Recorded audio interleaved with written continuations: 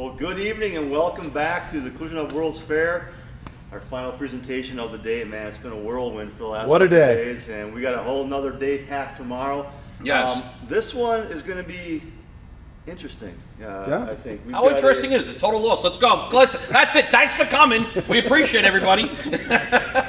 So we have assembled some of the greatest minds of the collision industry and me. And they couldn't make it tonight, so we're here. We're going to talk about three-dimensional measuring and pulling strategies and how things have changed over the recent years with more advanced high-strength steels, as we've talked about quite a bit with 3M yesterday, some of the adhesives, crash stuffing adhesives, panel bonding adhesives, and what's kind of changed around us. So what we've got here is we've got a collision damaged vehicle. You can see we've got some rear impact damage on this vehicle. And what we want to do is kind of go through our thought process and have a conversation about how we would approach pulling this repair. Now, based on the damage, we're not going to be repairing this vehicle or repairing this damage. We're going to be pulling to replace, which is becoming quite a common practice in collision repairs.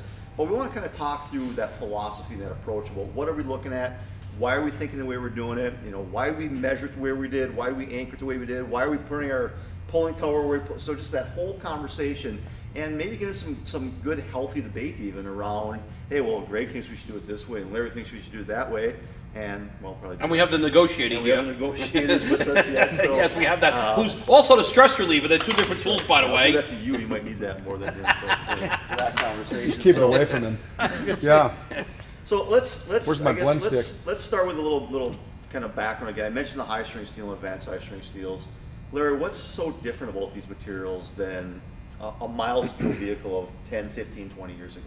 Well, mild steel is a little bit more forgiving, a little bit more options for repairability. High strength steel can come in a couple of different grades. Most of the outer panels on vehicles are going to be high strength steel, but in a low grade area. More for dent resistance than anything else. Why we see a lot of times aluminum used on outer door panels is one, for weight with the door shell, but two is also a lot of dent resistance. That's why you see a lot of fenders being used or hoods being used as aluminum, not only for weight savings but dent resistance. So the high strength steel in a low grade is being used. It can be repaired. You have high strength steel that can go much higher into a harder to repair area, not an impossible repair area. And that's really it for outer body panels. When we get into rear body panels with certain cars, you can have trip steel, twip steel, you can have high strength low alloy steel, you could have a very high grade high strength steel, or in some rare cases a martensite alloyed or a advanced or extra high strength steel, a martensite type steel alloyed with some sort of boron in most cases. So that would be completely unrepairable. So knowing the vehicle construction will help not only the estimator but also the frame technician or the structural technician figure out how he's going to repair this. And arguably in this case, because otherwise it would be a really boring show, you would probably cut off this rear body panel and the quarter, then pull the floor and the 3 millimeters, am I correct, that we said earlier? 2-3 millimeters of deflection on the rear rail here that kind of went up a little bit, up and a little bit into the side. So you'd pull those separately because you can't pull them now with all this stuff in the way. But it wouldn't give us the whole picture of trying to pull or figure out the pull. So that's why we did it this way. And taking the motor out, making this car completely unmovable was not an option for us on this case. So this was the best option for it. So more than likely, most people cut off this quarter panel and the rear body panel with the rear reinforcement in the outer panel here, and then pull these things separately. But we're going to try and pull some stuff now as we're going to try and debate and argue a little bit on some things. And I'll be honest, if somebody says something that, and this is not planned, guys, we're doing this on the fly, so if somebody says something I agree with, I'm going to disagree with it purposely just to see what's going to come up. All right, because the idea is well, I want to cause a problem to say, hey, if I start pulling here, what moves with this? And I think a lot of people get lost on pulling, and I think they don't understand the parameters of what goes into a vehicle and how to reverse this type of damage. And years ago we talked in I-car classes, and then when I taught some I-car classes, I'd always say, pretend you're the tower, pretend your arm is the chain, going from the tower, which is my body, to the car, and then obviously my hand's the clamp. Where would I stand? If I could physically pull this out, how would I stand? Would I use two hands, one hand? Would I pull up? Would I pull down? Would I stand off to the side? Would I try and lift it? Would I try and push it down? Like, where would I stand to try and do this? And that might eliminate how many pulls or how many times I have to move this system. Yep. Now, granted, with the Celette bench, with this pullback tower, I have an option of moving this thing from down here all the way over to here. So I have a good 180 degrees I can move this thing around without moving this. And it gives me the same pulling as if I move this tower from spot to spot. Obviously, I'd have to move it onto the side if I had to pull out that way. So with the idea of the tower, knowing what you're working with and how you can twist and manipulate this a little bit, and obviously you get different pulling power and angle by using the spine adjustment on the back here. And then we even have a pull down tool that can bolt on to some of the crossbars in the Celette to give me a straight down pull. And we're also we figured out earlier when we try to talk and pre-plan a little bit that we're probably gonna need some sort of porta power on this, and we're gonna show something with a porta power as we go through it. So I'm gonna kind of step back a little bit and let you guys come up with a couple ideas, and whatever you're gonna say, I'm probably gonna argue, even if it's something really stupid, I'm just gonna argue the difference just to make us talk about it and prove the point. Well, Larry, let me just bring one thing up real quickly, because his question was, let's talk about the steels. So in some cases, this might be a high strength low alloy, this might be a mild, and you might have like many combinations. So when we're trying to get the damage out of a high strength steel with a mild steel part we're trying to pull on, that all has to be factored in as well. You want to talk about that real quick? Well, ICAR put out a position or a statement from OEMs that 590, 600 megapascal is kind of like, you're not repairing this. It's going to spring back. So knowing some of the materials will help us and assist us. And let's just make believe that the quarter panel is a high-grade, high-strength steel for some reason in this car. The taillight pocket is a mild steel. The lower quarter extension is going to be a low-grade, high-strength steel. And the rear body panel is not boron, but it's a high-strength low alloy steel. So I'm going to have 3 different pulling factors. Now, I probably am not going to want to pull through that nice big huge hole in that taillight pocket, because that's probably just going to rip out of everything and make one big mountain out of it because of the strength of the steel. Reverse it, if that was high strength low alloy and everything else was mild steel, that might be the ideal place to pull off of. Okay, so, and if it was boron alloyed steel, you have to be careful. You can pull from that taillight pocket, which makes no sense to make it boron alloyed steel, but I would pull off of that, but then I gotta listen because it might start to rip from other things apart. So knowing these things will assist you when you go, and then we're gonna show some stress relieving and where you're gonna stress relieve. Because a lot of guys in the industry, and some girls who are frame techs, have a tendency just to, hit in this area where it's damaged, not hit the entire thing. Not only on this face, these faces, and back here, to release the molecules of how they've moved. And basically, they're supposed to be nice and round. You get into a collision, and they oblong, they squeeze, they flatten in some cases.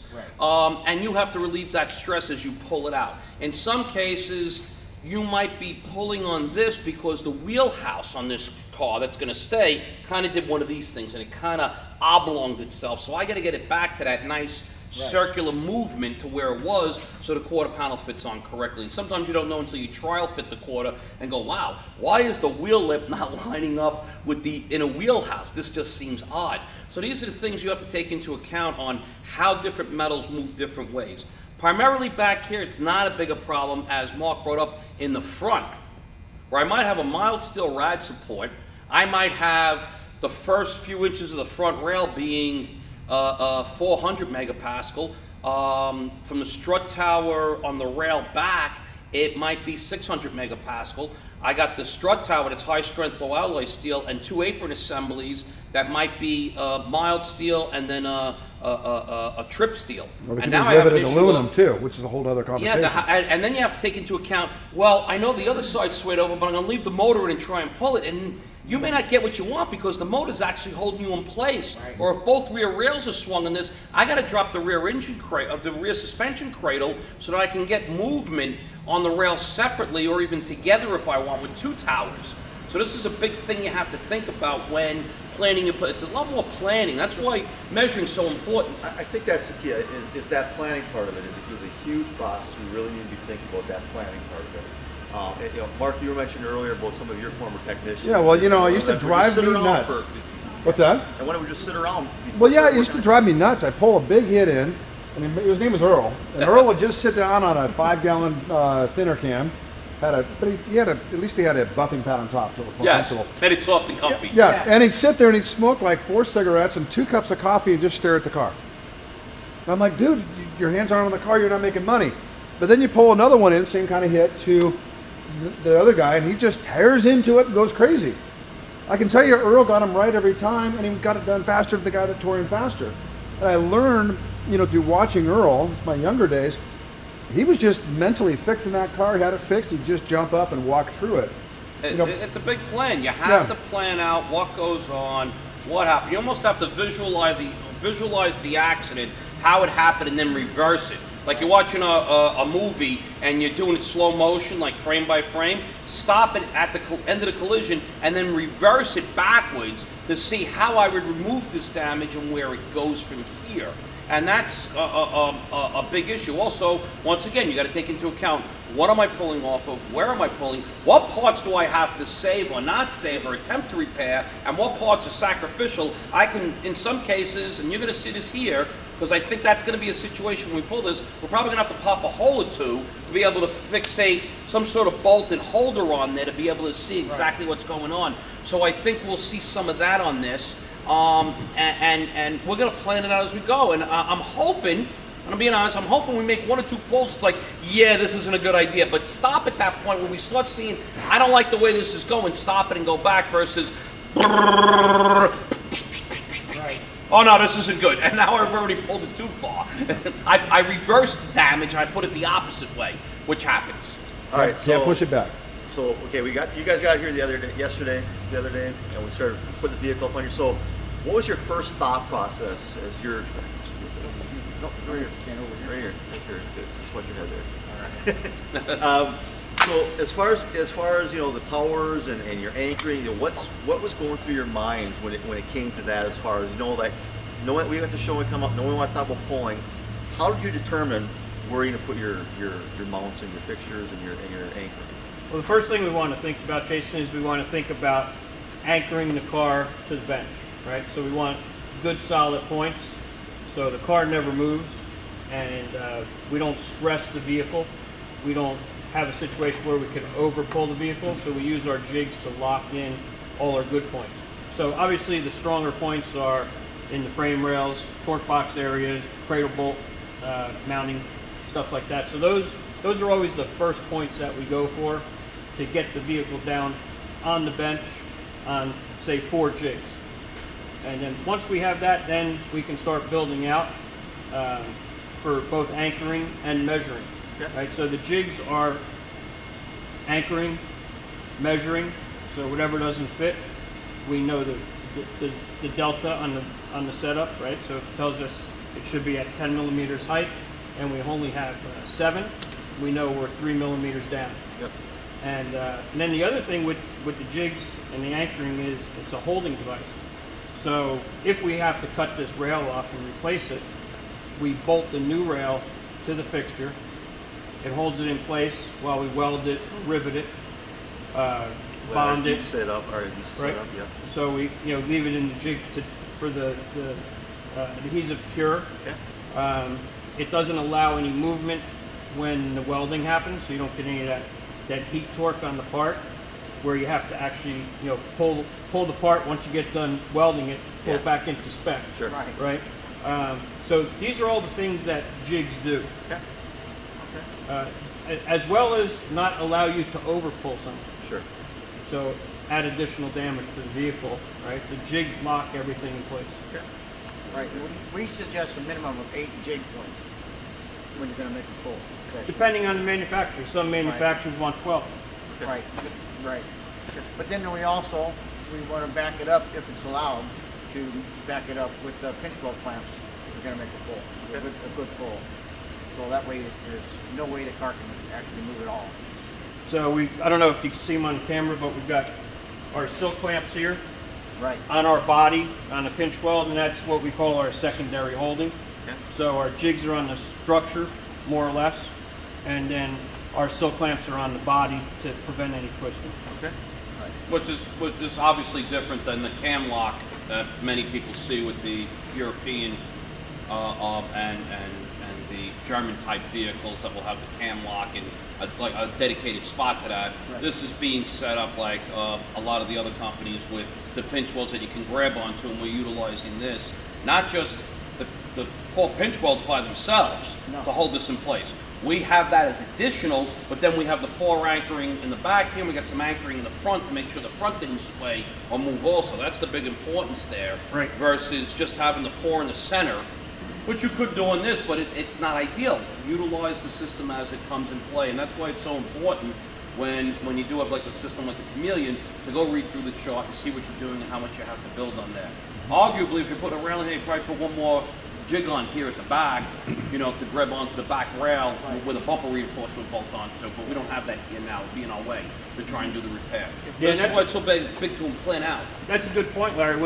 When you just have 4 silk clamps on a car and you're pulling on the back, the whole car in the front, it's moving all It's over fighting the place. itself. The back's fighting itself. Even the back more so, because now I don't have an engine cradle in place to hold stuff like out of the way or in place. Back here, it's pretty sloppy because all I have is usually a mild steel floor pan, or in some cases a plastic floor pan glued in there. And I got super strong rails on a lot of these cars. I mean, if I had, for example, like a Honda Accord that has very, very high strength steel rear rails, I'm trying to pull that rear end. The quarter's a mild steel, the rear body panel is a high strength steel. I'm gonna slap that whole thing around by not having some additional anchoring sitting there, just trying to pull off the 4 clamps. It's not a smart move. Yeah, and when you're doing a repair like that on just 4 silk clamps, you have to remeasure the car constantly because now you've lost your calibration between your measuring system and the suspended car. And the other thing is you can actually tear some of these pinch welds up, you know, trying to pull this high strength steel, because when we pull on this car later, you're going to see how easy it moves, because the pull pressure only has to go from this rear panel down to this last jig that's locked into this rail. Where if you're on silk clamps, all that pulling pressure is going through this quarter, through this dog leg, down here to this Right. silk clamp before it even And- locks in. And through the roof line. Yes, and you Especially on that can quarter clamp. actually get a little lateral, a little longitudinal movement in the clamps while they're there. And guys don't realize that. A millimeter or 2 of movement is going to cause a big issue. It's kind of like people have been in the business for a long time. Years ago, you put a full frame car on the frame machine, and it'd be up for 2 or 3 days, and it's like, what is he doing for 2 or 3 days? Well, he's got 4 anchoring clamps, he's got a bunch of chains like spider webs all around the car that he's got to keep going around and tightening them.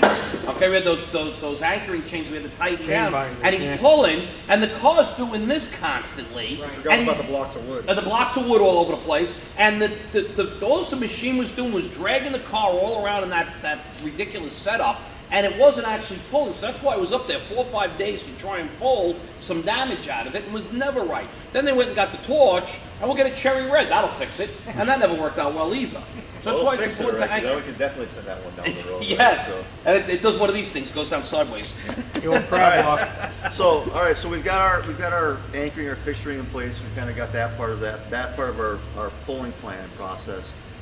What's the next step? What are we thinking about? Are we gonna start grabbing onto stuff? Or are we gonna? I think it's break time, that's my Break opinion. time? Yeah, it's break time, yeah. We're gonna sit down. Union job. For a couple hours, right? Sit down on a stool, smoke a cigarette, Yeah. think about which way we're going to approach it. But I think we're going to probably approach it by, you know, starting up here on the higher side with the legs. Try to rough this out a little bit, work our way Okay. down. So you're thinking we're gonna start up here and kind of work our way down. Just- We're gonna yeah. just kind of just see what we're dealing with Just see here. what we can, see what'll move. Okay, Bob, what are your thoughts on that? I agree with that. I think we should start, like Greg said, rough it out and work our way down around the opening of the trunk. Obviously, this is going to be replaced, it's self-sacrificial, but we just want to make sure that Yeah, joint and I areas. Again, I think that's worth restating. We've got some sacrificial panels here. We know we're going to replace this. That's right. We're not doing straightening and repair. We may cut some holes in here. We may do some things that we wouldn't do on a repairable straightening Right. job that we're looking at. But again, we want to try to look at this in a 3-dimensional atmosphere, right? So we get the entire structure right, then cut off the bad, put the new on, make sure everything. Again, correct. now we're dealing with blind spot sensors a lot of times on these lower quarter panels. We want to make sure there's the proper locations as well. So getting the overall vehicle back where it belongs is really imperative to this. it's not just about, you know, the straightening for repair. We're going to be, I want to make sure we're letting that out the rear. Well, one of the things, Jason, that's really important, you step in here real quick, is that if we look at this damage here and this damage here is somewhat lined up.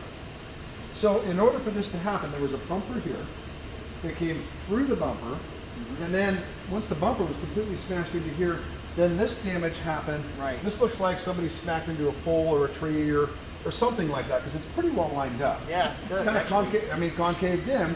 So that might be a conversation with the customer, like, what happened? Yeah. Well, that helps too, finding out what happened, what kind of speed, do you think you were going, was it wet pavement, dry pavement? Right. You know, you get dry pavement, your car gets hit, you might want to check the transmission, you know, might have slid a little bit while, you know, it was locked up in braking. You want to check this area here. But if you get on snow or sand, for example, or ice, that car's going to spin around. You better look for other damages in other areas, because you could easily not have made contact to the vehicle body, but you could have hit the front wheels on curbs in some cases, or some big rocks in like the side of the roadways in more country Off-road, areas. yeah. So it's something to take a look at. So I'll make an argument here is, why don't I just take a piece of wood, put it on the back of that open area on that taillight pocket there, and just whack it with a big hammer? That would do the same thing, wouldn't it? Slowly. Well, okay, well, think about it for a second. Then this is the point I'm trying to make. If I take a hammer and I swing at it, right, I have multiple intentional applications of force, Right. right, that are not concentrated to the same spot, because as I'm swinging, my arm's going to get tired, my wrist might turn slightly, and I got different areas I'm hitting. I'm not hitting with the same force each time. It's not a concentrated, controlled force. Another thing is, too, I think it's going to be real hard to try and swing that hammer with any type of arc around it, Right. being in that trunk. I mean, I might be bouncing into that taillight pocket, damaging it as I'm trying to swing it around. Or the worst case scenario, and don't laugh, because you guys have done this at least once, miss and hit myself in the shoulder or something. Sure. You know, because Yeah. I pulled it up too short. But it's not a concentrated pull. So pulling with a frame machine with, you know, this type of arm, it's hydraulic. As I hit that pressure pedal, and it's taking a controlled slack and pull and put tension nice, and when I want to stop at a certain point, I can. I can't stop with the hammer as I'm whacking away with it and then try and tap the outside, because doing this doesn't seem to work out too well. No. But going brrr and then tapping it will be a lot easier. So that's what you need to look As at. Larry's explaining this, why don't we go ahead and start our first Yeah. pull? Hey, let's And do I it. just want to say one more thing real quick. Yes, So sir. we can put a board in there, and then Jason's got this small piece of equipment here. This is designed to actually get in there. So Right. we'll demonstrate that. I don't And mind, then, guys. I'll get you up Yeah, there. good. You get over there and you can line that are up. we So gonna good. go with the philosophy of last in, first out? What went in last? Right? Last, first, Yeah, and but- in conjunctive pull. Well, last So- out would be the customer getting out of the car, Yeah. calling the cops if they were in an accident. I'm just saying. That would be the last. Okay, let's, So now you guys had a couple different, a couple pieces of equipment out here. And Right. So walk through your thought process on both of these, why these are over here when I came over Well, here we today. just brought out to see what we might be able to fit to the panels of the car. And obviously, this isn't that deep, so, you know, it's barely gonna, you know, you might wanna pull here, rub this out a little bit, and then work your way up, get up to here, and then get something in here if you need to, drill a hole. But pull you don't have this a out. lot, but you don't have a lot of real estate with that particular. Yeah, you're gonna run out of room Okay. with this, so we're So gonna that's use why we a get the bigger one. one out here, okay? Right, So right. now we can come in here, you're thinking, and we're gonna set that up on. I'll show Yeah, what you do can that. work at it one at a time, you know. Here, I'll take that one if you want. Okay. So yeah, now as you guys are doing this, I want you to try to talk us through what's going through your mind, Greg, as you're placing that, as you're putting the chains on there. What's kind of going through your mind as far as like where I'm going to put all this stuff? So I'm kind of gonna look narrate at it. while you're thinking, while you're walking Okay, through so there. my first goal, I think we're just gonna lay this right in here on this wall. We're gonna start up here, right? Higher up there? Yeah, we have to pull that one. Right there. So we have to look at the level that we want to get to our chain. Like Larry said earlier, we want to look at it like it's the pulling post is part of Okay, our so, body. so using Larry's So the chain- analogy then, so let's kind of do that, right? So where do we want to go with our arm on here? Where do we want to put our hand? Right up here by the Our seat. arm. Lock it up and go. And lock it up here. Yeah, then you can lock that one down there. There you go.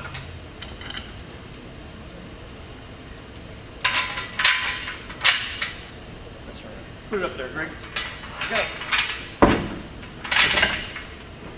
This in here. Keep the foot turned around. Okay, yep, just like that. Alrighty then.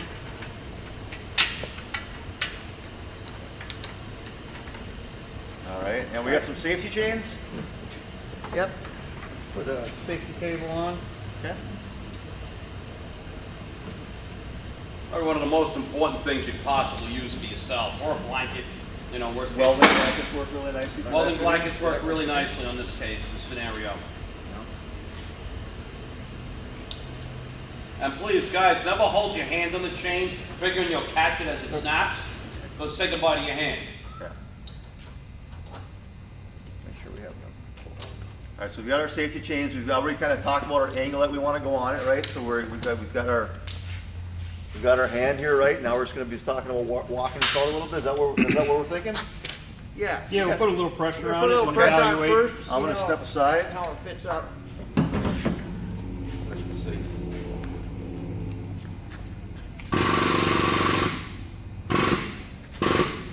Okay, so now we can take a look and see. One thing we don't ever want to do, folks, is stand behind the puller when you're pulling. We just want to see what kind of angle we have. Because as this tower comes back, it's going to want to roll up just a little bit as it gets tighter. So we just check our angle and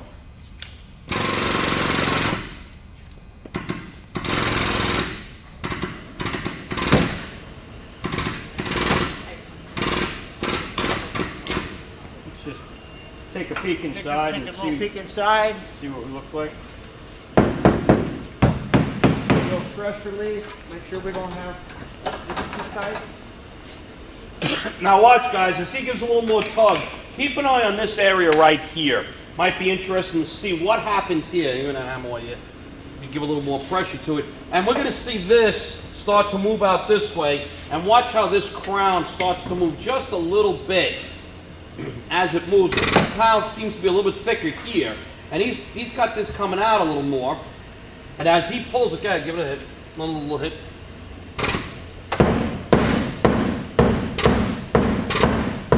See how this moves?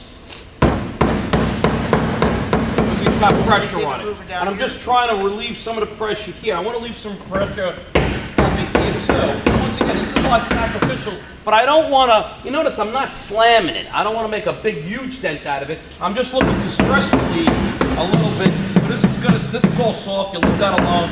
There's some overlapping metal here. And now as he releases it, you'll watch what happens. Did you see the pressure is already coming loose? Yeah. Yeah, and he's not trying to fix the dent with the hammer. He's getting vibrations going through it to stress Now relief. you notice this really didn't move, just this little spot here moved. Now what we should do is lower the chain a little bit, come down a little bit to try and get the rest. You want to walk it back out or attempt to move it out from the least amount of area or the softer area into the more strength area, the overlapping metal area, like you spoke about earlier in the with the Chrysler, Dodge, and Jeeps. So now, Larry, when you were doing that stress relieving, You'll take it out. why were you hitting where you were hitting? And what were you thinking? What was going through your mind at that time? Please don't hit my hammer. No. I'm trying to hit the high peaks, and as I'm hitting it, I'm watching this, and I'm watching peripherally with the chain moving a little bit. Okay. And as Greg said, you saw some of the stress got relieved on there as I hit it because I was relaxing it. And we're going to see that again. So I wanted everyone to look here this time. This time I'm going to make them look at the chain a little bit and see what goes on with it. Okay. Okay. All right.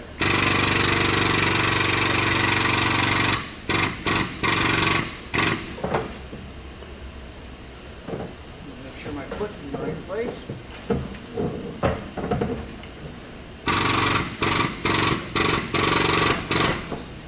Get my face down there.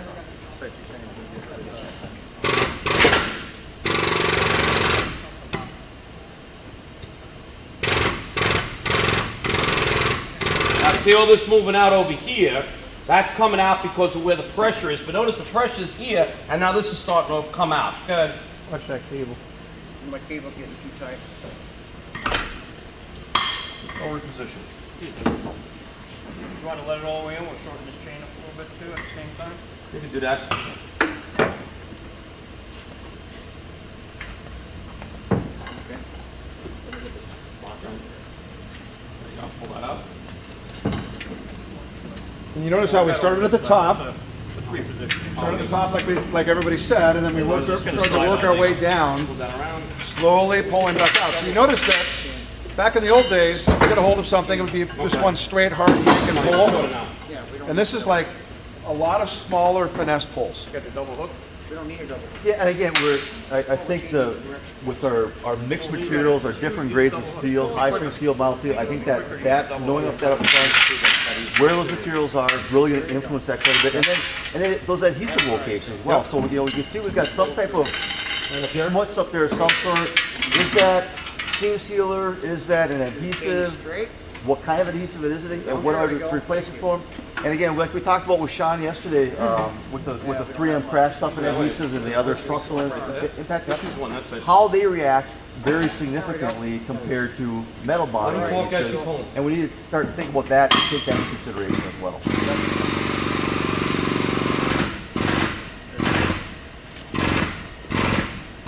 Well, watch over here. Watch this piece here as it moves along with it.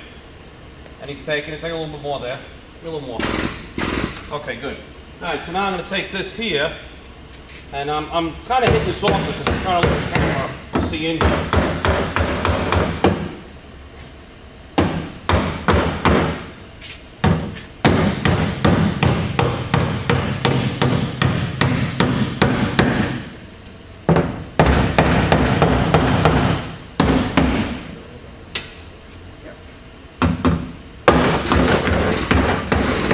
Good. A little more. Now I'm starting to see this move. Did it move? All right.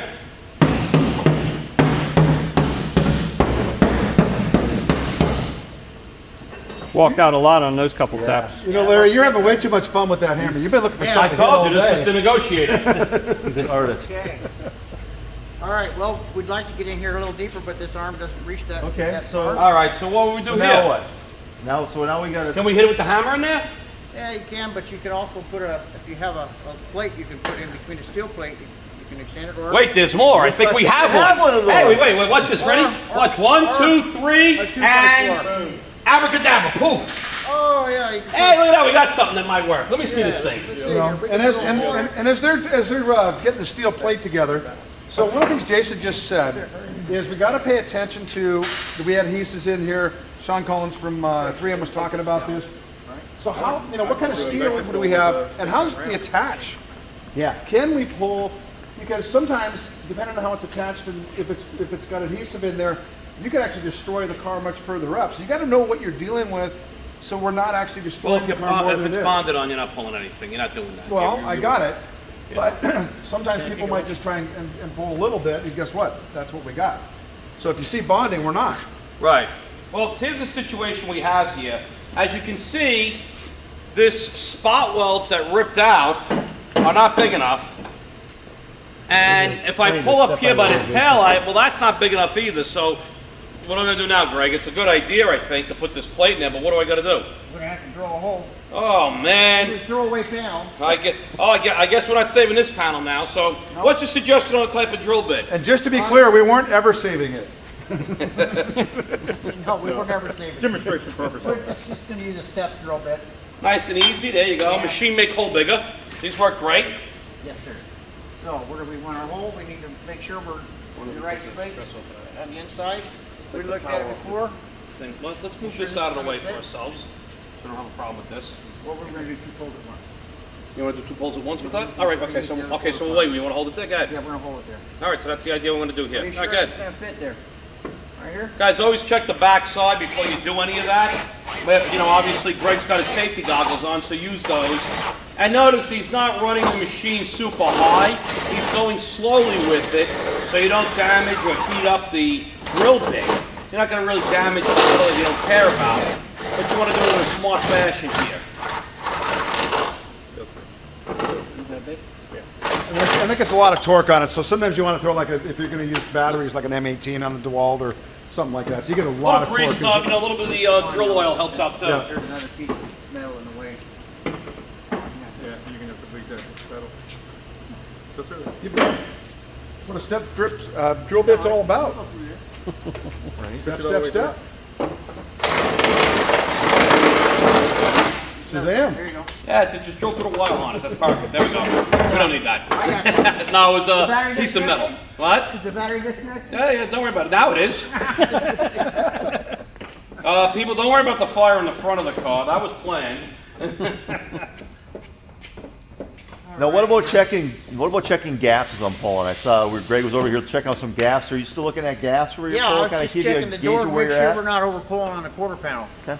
Because you know, when you're making a pull on this, like you're pulling through the whole aperture. That's going to be too much pipe Right. in there. Excuse me? Too much pipe. Too much pipe? Yeah, and so one of the things, you know, so we're looking at the gaps. Yeah, we can do another type of setup. So we're looking at the gaps, so you'd want to know what your gaps are compared side to side. This goes back to the research in the beginning where we figure out if it's glued together, not glued, sorry, adhesive together. Glue's welded. cool with me. I'm cool. Huh? I'm cool. You're cool with glue? Okay, Sean's not.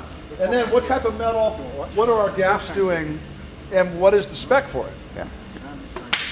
Yeah, and again, a lot of those are published these think days, you're right? right. So you've got those You're gap right. gauges out there. I Obviously, didn't know the that. pocket gap gauges are You're great to right. carry I those think this around, one just kind down of for and quick use checks. full power. It's too, We'll try and do that. not manageable the other way. Okay. Well, that's why I always plans to try it out. We didn't move anything right away, and then we figured, all right, this particular operation is not going to fit on this, so I'm going to have to make an extra move on this. And that's why it's so hard in a lot of cases to figure out how many poles do we need, because you don't know what it's going to do until you start pulling. Right. Well, that's always the important thing, is figure out, and multiple pulls are better than one big, huge pull that you're going to do, and from different angles, always works out a little bit nicer. Slow, multiple pulls. Think about what you're doing each and every time on it. Keep the chain length straight. You know, keep the Yeah, chains always have to be kept straight. Now granted, this bolt will spin, but you don't want to get in the habit of not keeping it straight. Right? Yep, I was just going over there. And if you can, it's not always possible, but if you can, you always want to try and see if you can get this not pressurized on the weld. So you can, I don't know if you can just get a camera shot on this here. But right here, there's a weld. And he's got the clamp on the other side of the weld. Which is always a smarter place to be. Don't put pressure on the clamp. Is I that mean, on just the a- weld itself. That's just a weld, and that over time can break. You put the clamp on the other side, it pulls on the weld, it doesn't push on the weld, and your chains will last a lot longer too. Okay, so we've got our angle set. We've got Let me get back to my position Okay, I'm getting out of the way. of hammering. Here he comes. There you go. Please hammer, don't hurt them. Just gonna make a little pull. We might have to do another little push.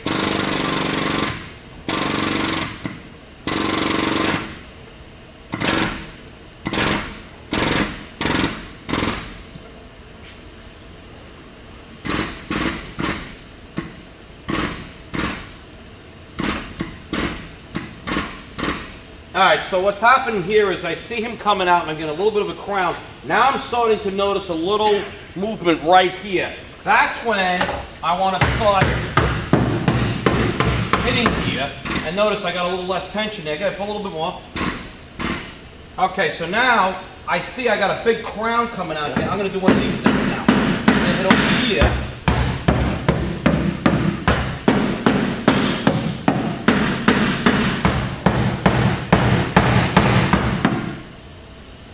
A little bit of looseness there as I release the stress bead. And once again, just trying to relieve the stress to show you what would happen in a pull. Now I have an issue down here. As you can see, this is still crumpled or disfigured or displaced, so we're gonna have to get down there somehow. Now we got two choices. One is I can relieve the tension on this sheet metal spot over here of some overlapping sheet metal, relieve the stress, and then try and hook down here, but then I also lose this pulling here. So what I'm going to try and do, or what Greg's going to try and do right now, is we're going to try and use this porta power that we pre-set up to see if this would work or not. So go ahead, Greg, why don't you line it up, I'm going to move back over here, so I can stress relieve here. Remember, this is sheet metal, and we're just putting a little bit of pressure to see if we're going to get some movement out of this. Yeah, I'm just using a couple different options in case I need it. I have over here to switch them around. Give me that pump, Greg, and I'll work the pump for you. Oh, no. So Larry, as you're going through this, how frequent would you say your game plan changes once you're into it?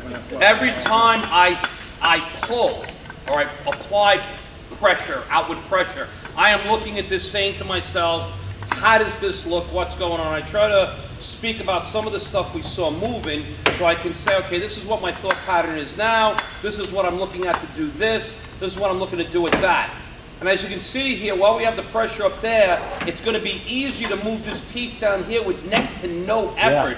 But this would be really hard to try and swing a hammer underneath there because of the angle of where it's at, and the fixtures are in the way. It just wouldn't work too well. Sure. So using this porta power can come in handy. And this is only light pressure we're putting, Right. you know, on this. It's a 4-ton unit. But you're not using all 4 tons. Yeah, using all 4 No. tons, and we got a lot of mild steel back here, right? It's a lot of mild steel. It's really the floor pan in here that's moving around. Other than the areas where we got some Longer panels extension. joining each other, where we got some bigger kinks in it, a little bit more. Well, I'm trying to move this corner here, not here. I'm not worried about that. That's never going to move right now as it stands. Longer extension. Well, we've got that stress built up in there, so we've got some additional, what we're looking for. Relief that has to be done. Yeah, so the metal. And in here you can't see it. The edge of the floor is kind of crumpled. Once he puts some pressure in here, I'm going to hit the floor here, and this is easy to hit downward in here, not hit this way. So that's what I'm waiting for. Once we get a little bit of pressure on there, I'm going to try and tap that down a little bit, see if we get some movement and how it can work out for And us. taking your time and finessing this now is going to save a lot of time and hassle later. These things are just going to fit later on. There you go, Larry. That's your thing out now.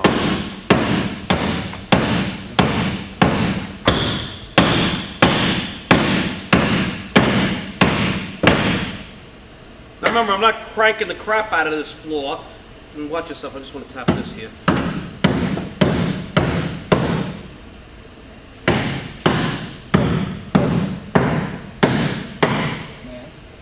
Now you can take it on that side. And you saw that move very easily. Probably a well broken on the end over there from the collision.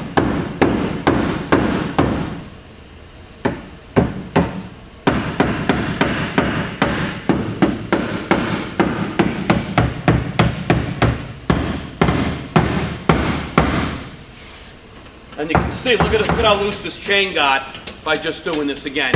You know what I mean? And that's your big checking point, is when you start to see the chain start to shake from being super stiff to shaking. Now, Greg, leave that for a second. I want to see what happens now, just to show myself. Go ahead. And I'm going to release this, and notice nothing moved at the bottom. Yeah. And really nothing here moved.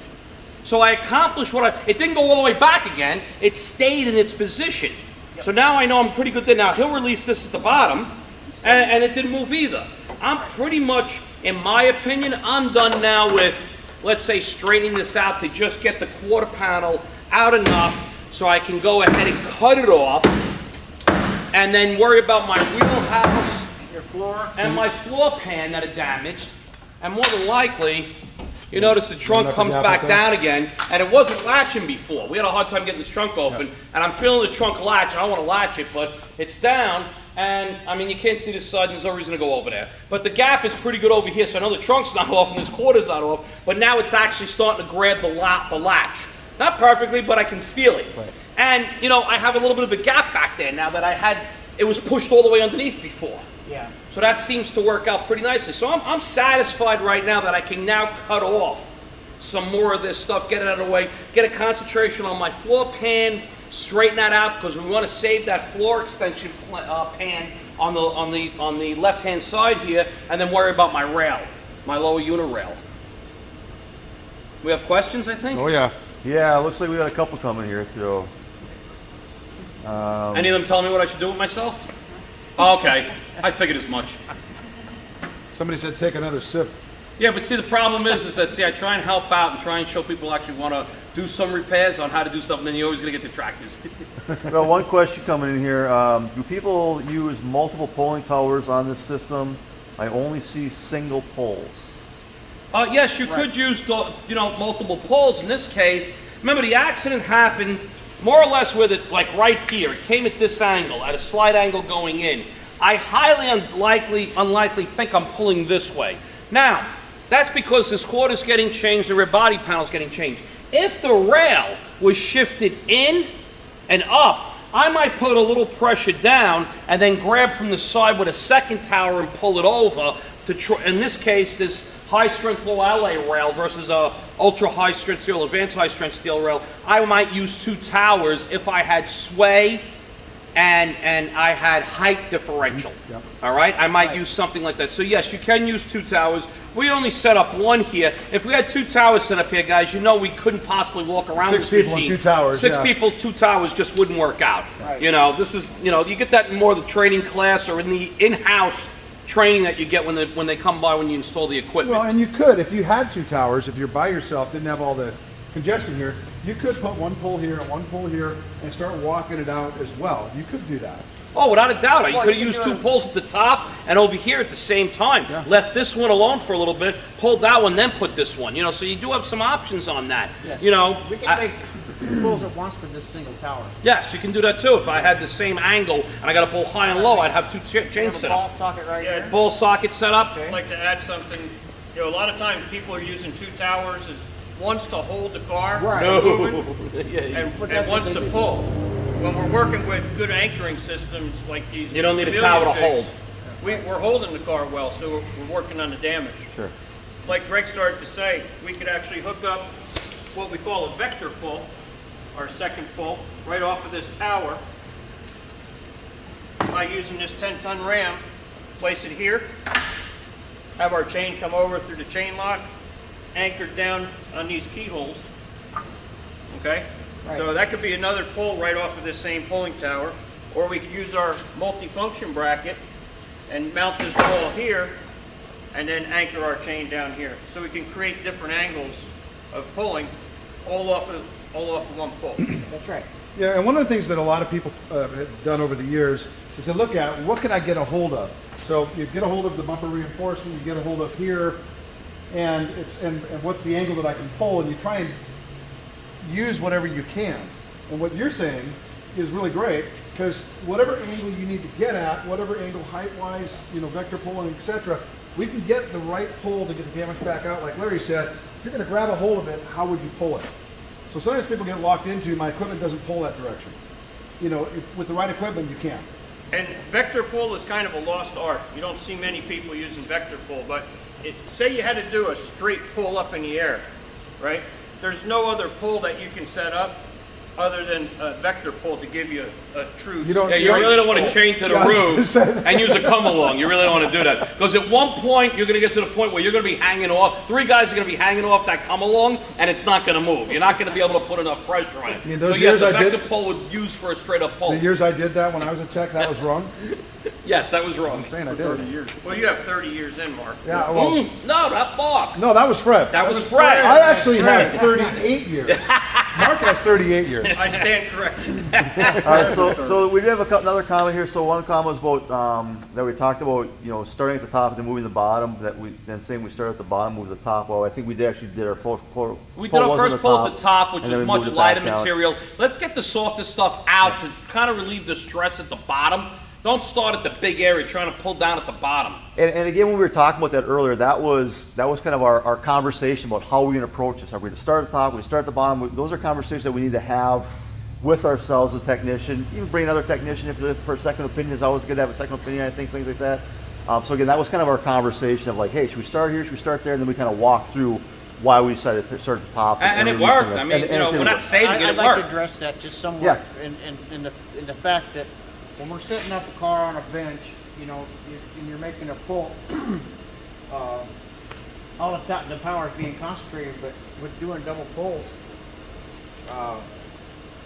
you know, like I said, we can use the other multiple pull tower going from the left to the right, and you're using the fixtures to do blocking. So if you have something that's high, Gotta go you know, down. and it needs to come down. The fixture before is holding it, it's blocking it, so it's a block and tackle.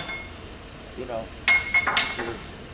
The question was, They were just asking about, we had mentioned we're going to start at the top and go to the bottom, and then saying that we start Okay. pulling the bottom So to the when top. you're using But we're just having a jigs- conversation. Yeah, but when you're using jigs, this is where I was going, sorry, I got a little lost there. You want to pull from the deepest point of damage first when you're doing the structural repair, but this is sheet metal. So it really doesn't matter Right. if you're which direction you go. If you're just pulling out for a rough pull, it doesn't really matter if you start at the top on this or at the bottom. Yeah, and I think, it is sheet metal. Again, if we're dealing with like a Honda Civic with the 1500 MPA rear rails, or even like the newer Accords, I think that's 980 maybe in the rear Yeah. rails on that thing, we might be having a different conversation. Right. Yeah, you're But just again, measuring, chopping, and changing. we've got Right. a Nissan Sentra here with a ton of mild steel on it, not a bunch of adhesives. We're trying to go through that conversation in your head that you're having with each and every repair. There Right. was another good appointment on here that if you do use welding blankets and something does break free and rip the welding blanket, now that purpose of that welding blanket's a little bit defunct, so you may want to use other blankets, okay, but well, obviously you're not using brand new welding blankets. You're using the ones that have multiple holes in them that have been used over the years instead of throwing them out.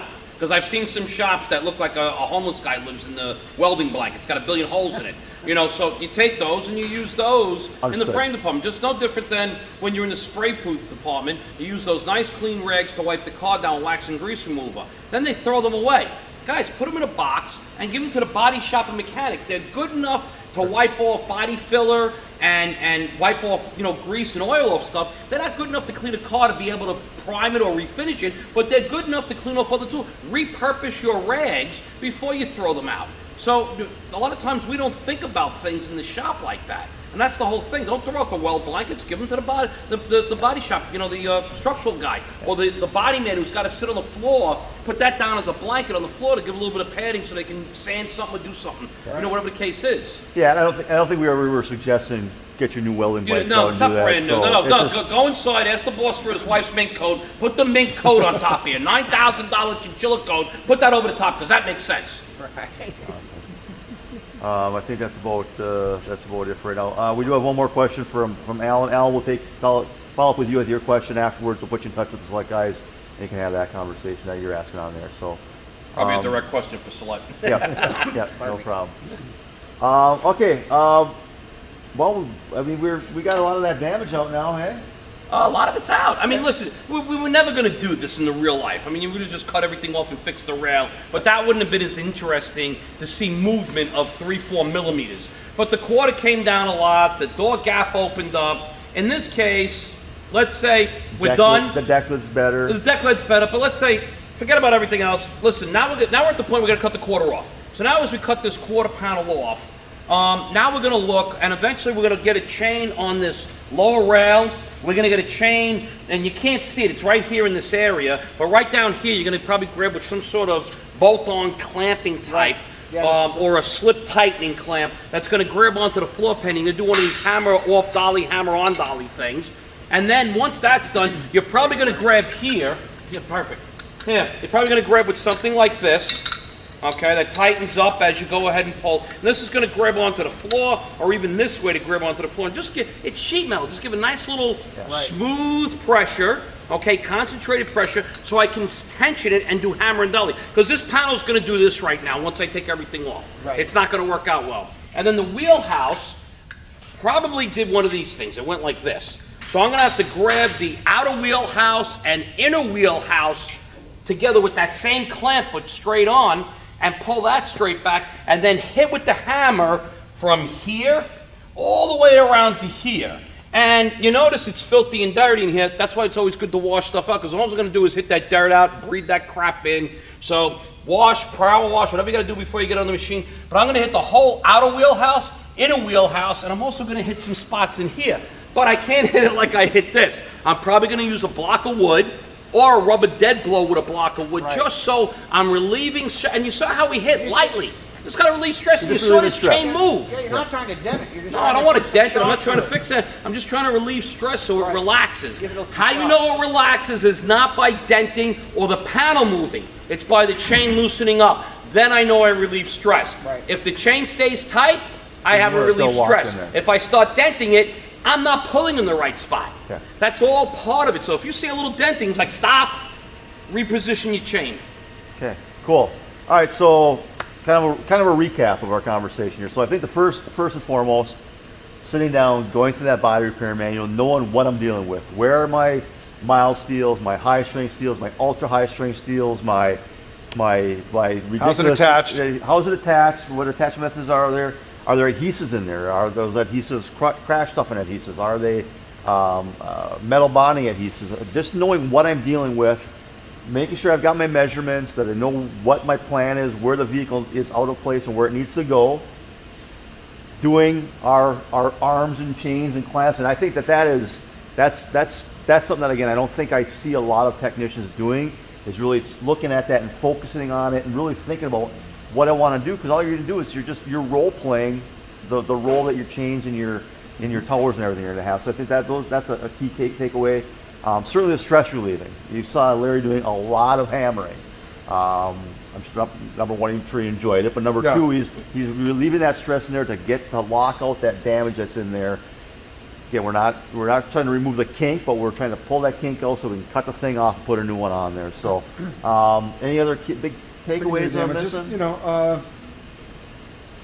No, I mean, that customer consultation. Yeah, making sure we know what the customer The more information you can have, the better off it is. And I know this is not an estimating portion of it. We cover this in our estimating C20 group, and I know we have a new, updated setup and measure class coming out that will discuss a lot of this stuff. But look at it this way: you're looking at a 5 to 7 to 1 ratio on setup, planning, attaching the tower to pulling. Pulling's very little time. Right. And pulling, basically, how I calculate it, is encompassing of attaching the chain, pulling, and tapping, and that's it. Everything else is much bigger. So, when you have setup on the bench, you have anchoring, additional anchoring, however you're classifying it, and the pull setup or diagnosis, that's all much larger.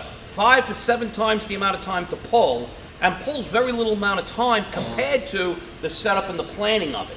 Okay, and now a lot of times I see it the opposite way. There's very little time set up and measuring, and then there's a ton of time on pulling, which makes no sense to me whatsoever. Right.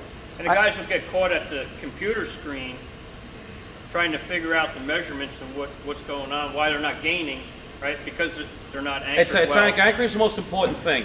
Listen, technically, if I pulled a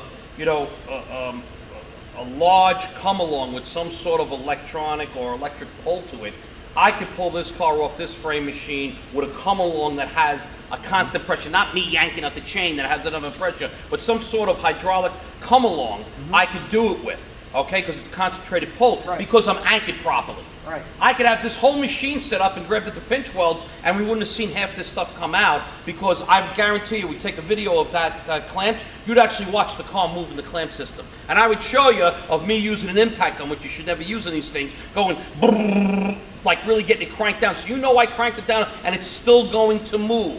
Okay? There's always issues there. That's why bolting directly to something through an anchoring bolting hole, suspension mounting hole, whatever the case is much better clamping system than, much better holding system than just clamping off of pinch welds.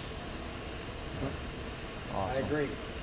And fortunately or unfortunately for us, depending on how you look at it, I guess we're going to be dealing with a lot more mixed material vehicles with a lot more high and ultra high strength steel. Cars without pinch welds, cars with can lock systems, cars like a lot of the Porsches or Volkswagens that have bonding material in the pinch welds and tell you can't clamp from there. Okay? Well, and also the aluminum or how it's made, they tell you can't pull at all. Q7s, that kind of thing. Well, yeah, mixed material cars are going to be the biggest issue because obviously car makers have to make electronic vehicle. What is it, 2027 or 28? They want like 46 miles a gallon. So that you can only make a car so fuel efficient. So much with electric, you're going to have to lighten these cars by adding aluminum and steel. We've seen this with the change in the Teslas. Yeah. Anyone who's a Tesla shop saw this whole thing where Elon Musk talked about how he's changing the back to a modular aluminum with some steel out of panels now versus aluminum out of panels. So you're going to see these changes. Almost everything Audi's going that way, but Volkswagen's still going to go that way too soon, from what I understand. And then some other Asian companies are talking about going some aluminum steel outer panels to steel structures. So we're going to have some issues, guys, some learning curves. And as Jason talked about earlier with iCar about the electric vehicles, we even got bigger nightmares coming to us. Right. And once you have the aluminum down in the rocker covering, covering outer panels and stuff, rivets, you're no more silk clamps, right? Yeah, no.